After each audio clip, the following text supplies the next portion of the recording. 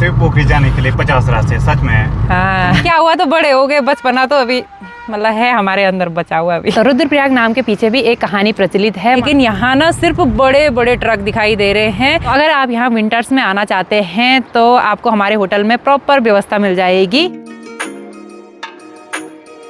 Hello everyone, कैसे हैं आप सब? उम्मीद है सब बढ़िया होंगे। तो अभी टाइम करीब 11 बज चुके हैं और आज के दिन की शुरुआत भी हो गई है रुद्रप्रयाग ज़िले के रतूड़ा से। बाकी कल हम कर्णप्रयाग से शादी अटेंड करके और गौचर मेले घूम के आ गए थे यहाँ रतूड़ा में, और कल हम रुके थे होटल आराधना में। अभी हमारी तैयारी हो गई है घर जाने की, हमने होटल से चेकआउट भी कर दिया है। तो चलते हैं अब अपनी केदार घाटी की ओर। तो यहाँ पे हस्बैंड जी अभी गाड़ी के टायर को देख रहे हैं। पिछली बार ना हमारी एक्सयूवी का एक टायर फट गया था, तो अभी हमने उसकी कंप्लेन तो करी थी। अब क्या होगा फिर आगे? उसमें क्या हुआ कि 50% हमें मिल गया ना, उसका पैसा रिटर्न मिल गया। अच्छा, तो एक जैसे अगर 6,500 कहते ना, हाँ, तो उसमें आधा पैसा रिटर्न हो गया हमारा। ठीक है। मिल गया। तो अभी हस्बैंड जी यहाँ पे टायर चेंज कराने का सोच रहे हैं। वैसे एक टायर इस गाड़ी में नया है और 3 टायर पूरे घिस चुके हैं। तो देखते हैं, क्या पता हम ये टायर भी चेंज करवा सकते हैं। तो यहाँ बद्रीनाथ वाली रोड पे ना हमको यात्रियों की गाड़ी तो उतनी नहीं दिखाई दे रही है, क्योंकि बद्रीनाथ भगवान जी के कपाट भी बंद हो चुके हैं। लेकिन यहाँ ना सिर्फ बड़े बड़े ट्रक दिखाई दे रहे हैं, और ये वाले ट्रक ना रात भर भी चल रहे थे, क्योंकि यहाँ रेलवे का काम लगा हुआ है। और कुछ टाइम पे जहाँ पे हम रुके थे ना, वहाँ पे भी शायद स्टेशन बन जाएगा, फिर अच्छा हो जाएगा ना। हाँ, फिर यहाँ से डायरेक्ट बद्रीनाथ और केदारनाथ से पूरी मन यात्रा व्यवस्था पूरी सही तरीके से चल जाएगी। हाँ, बाकी बद्रीनाथ वाली जो रोड है ना वो काफ़ी बढ़िया है भाई, बिल्कुल चौड़ी सी रोड है। लेकिन ऊपर की साइड से देखिए कितनी भयंकर भयंकर चट्टानें हैं। सोचिए कितना टफ रहा होगा यहाँ रोड ले जाना, रोड की कटिंग करना ना। वही डबल कटिंग है यहाँ पूरा, वही तो हाईवे रोड है। हाँ, गाड़ियाँ ना बिल्कुल स्पीड से आ रही हैं, तो ऐसे में संभल के भी चलना पड़ेगा।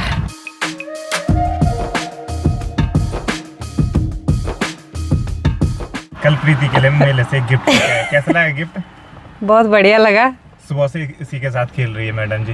क्या हुआ तो बड़े हो गए, बचपना तो अभी मतलब है हमारे अंदर बचा हुआ अभी। तो यहाँ पे अभी हम टायर वाली शॉप पे आ गए हैं। बाकी देखते हैं, तीनों टायर चेंज करवा सकते हैं हम, और यहाँ पे अपोलो के टायर तो आ रखे हैं। अब देखते हैं क्या बोलते हैं हस्बैंड जी।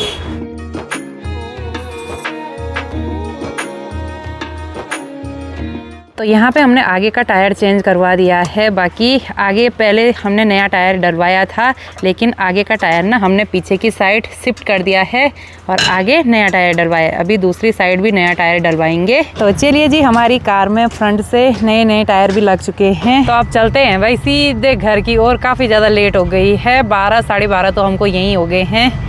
1-2 बजे तक पहुँचेंगे हम ना घर। 3 बजे तक पहुंचेंगे हम घर।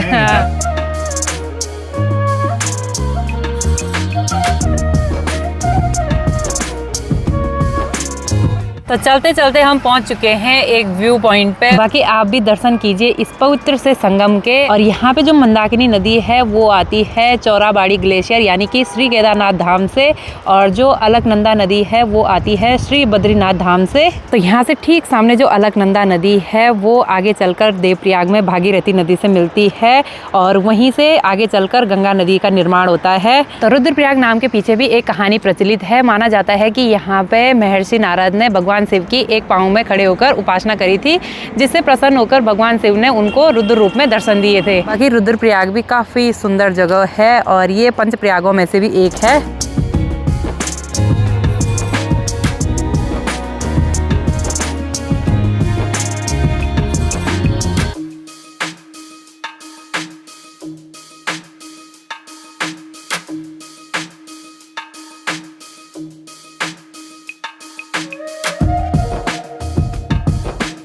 जिस दिन हम चमोली गए थे तो इस रास्ते से गए थे, और आए दूसरे वाले रास्ते से।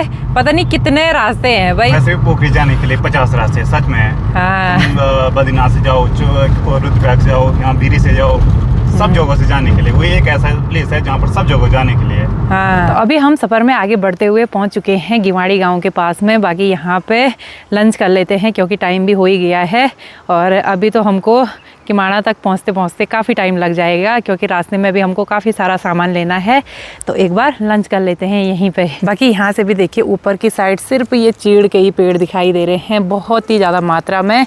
और यहाँ से ठीक सामने देखिए केदारनाथ धाम के पीछे की पहाड़ियाँ भी दिखाई दे रही हैं, और उनमें देखिए भाई कितनी कम बर्फ़ है। बहुत ही ज़्यादा बेकार लग रही हैं वो पहाड़ियाँ बर्फ़ के बिना। अब देखते हैं कुछ टाइम बाद अगर बर्फ़ पड़ेगी तो फिर ये पहाड़ ना काफ़ी सुंदर लगने लगेंगे। तो यहाँ पे गर्मा गर्म लंच भी आ चुका है। बाकी लंच में है चावल, मिक्स वेज और यहाँ पे घर की दाल बनी हुई है। तो अब लेते हैं स्वादिष्ट से लंच का आनंद। और यहाँ पे खाना बनाया है दीदी जी ने। कैसे हो दीदी आप? बढ़िया। अच्छा, आजकल भी खुला रहता है यहाँ पे? ठीक है।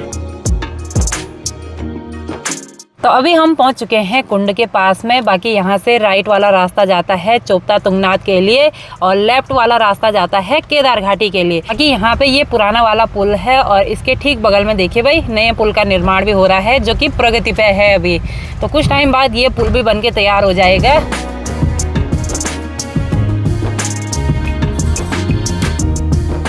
आजकल केदार घाटी वाली रोड देखिए भाई बिल्कुल सुनसान सी हो रखी है। सिर्फ यहाँ लोकली गाड़ियाँ चल रही हैं और बिल्कुल सन्नाटा सा छा रखा है पूरी केदार घाटी में। बाकी यहाँ से ठीक सामने देखिए भाई चौखंबा पर्वत भी हल्का हल्का दिखाई देने लग गया है और मेरे मायके की धार भी दिखाई दे रही है ठीक सामने। मायके जाना था ना आज, कब जाएंगे? बस आपको छोड़ना था बस। मतलब आपने नहीं आना था मेरे मायके।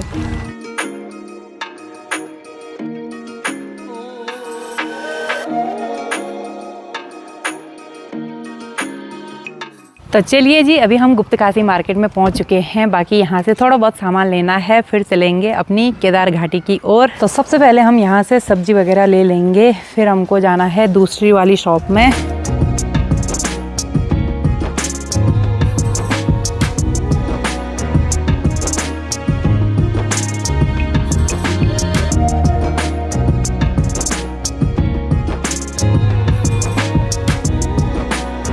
अभी टाइम करीब 5 बज चुके हैं। बाकी हम भी पहुंच गए हैं अपने होटल के पास में। बाकी यहाँ ना बिल्कुल ठंडी ठंडी सी हवाएं चल रही हैं, काफ़ी ज़्यादा ठंडा हो रहा है। तो फटाफट से एक बार जैकेट पहन लेते हैं। बाकी यहाँ का जो माहौल है ना वो बिल्कुल सुनसान सा हो रखा है। पार्किंग में देखिए भाई बिल्कुल भी गाड़ियाँ नहीं लगी हुई हैं। बाकी लोगों के होटल वगैरह सब पैक हो चुके हैं। और यहाँ पे जो हमारा होटल है ना ये अभी खुला ही है, विंटर्स के टाइम पे भी खुला ही रहता है यहाँ पे। तो अगर आप यहाँ विंटर्स में आना चाहते हैं तो आपको हमारे होटल में प्रॉपर व्यवस्था मिल जाएगी।